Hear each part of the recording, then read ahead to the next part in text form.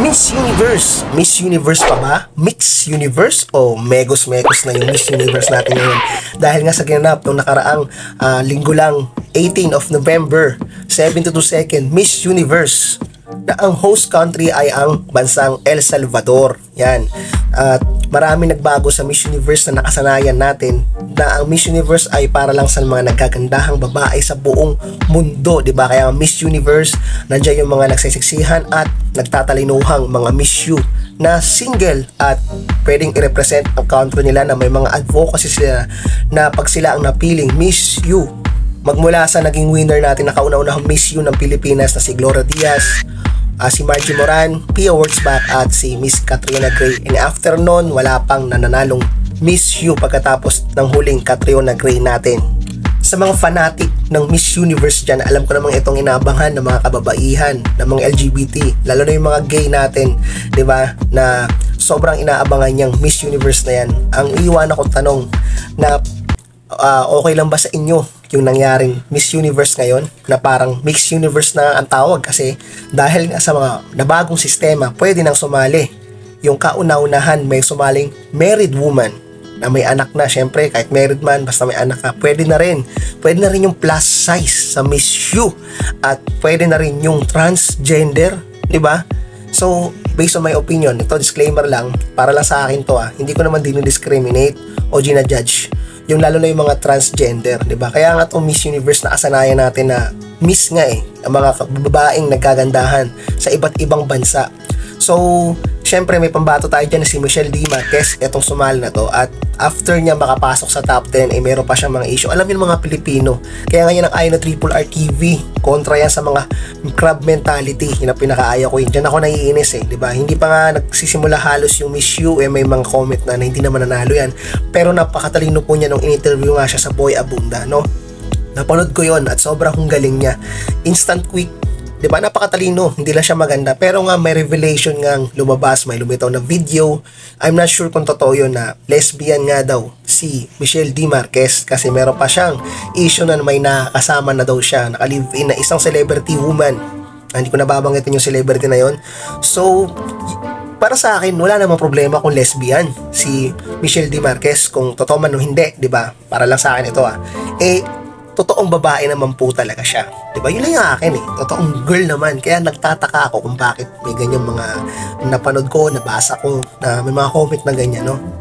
Real girl naman siya. May sumaling ang transgender Hindi naman talaga, hindi naman talaga, real girl. Nagpa-trans nga siya ay nagpa lang, diba? So, why? Bakit ganun, di ba? Kung yung pagbabasihan nila. So maraming yung sari-sari na nangyari sa Miss Universe, di ba? Para lang sa akin parang hindi ko na gusto yung Miss Universe ngayon. Okay lang naman yung age na nagdagan, basta single pa rin, di ba? Single yung babae kahit dumagdag pa yung edad. At syempre para sa akin, may mga iba't ibang pageant naman para sa transgender, di ba? Meron nga mga hiwalayin, kaya nga may Miss Gay, Miss Trans Woman. Meron din para sa mga nanay na kahit may anak na, meron pa rin pageant para dyan. Diba? May iba't ibang level yan Kasi kung Miss Universe lang pag-uusapan, masyado nang humagulo. Kung may sasali pang trans woman, hindi naman sa nagja-judge ako, diba? Meron naman po at nire-respeto natin yung kanilang mga pageant, kasi meron po talaga sila nakabukod na paligsahan ng pagandahan ng mga trans woman, Miss Gay, diba? Can't imagine kung halo-halo na.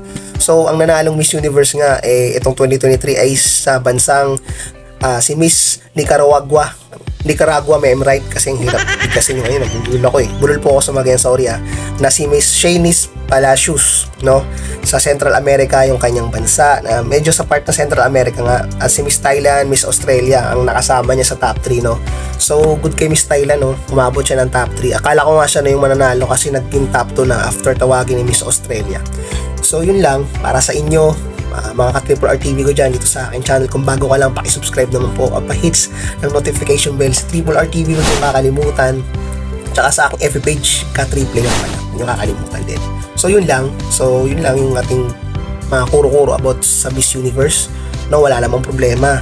No, again, inuulit ko, wala namang problema sa age or plus size. Basta still single, babae.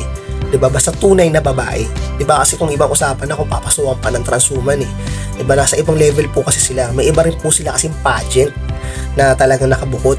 So yun lang, nagtataka ako sa Miss U ngayon. Parang ang gulo na kasi nakasanayan na natin na mga para lang sa Miss eh. Kaya nga Miss Universe. So yun lang yung para sa akin. Kung eto na yung magiging Miss Universe sa mga susunod pang taon, susunod pang henerasyon na makakasanayan na natin na nandyan na yung mga married woman, nandyan na yung mga plus size, nandyan na rin yung transgender. Sa tingin nyo, eto sample lang kung meron ng transgender na manalo sa Miss Universe sa mga susunod pang taon. Malay natin, sample lang. Ito, sample lang. So tingin nyo ba magiging ano ba yung buong tao sa bundok? Yung mga tumututok sa Miss U, lahat ng bansa. Tingin nyo magiging agree lahat? Diba? Kayo na mag-isip. Pero sa palagay ko, marami talaga magiging komento yan. Hindi yan 100% na a-agree kung merong manalong kauna-unahang Miss Transgender sa Miss U. Yan ang aabangan natin kung meron man sa mga susunod na taon. Hanggang dito na lang. This is Triple R TV.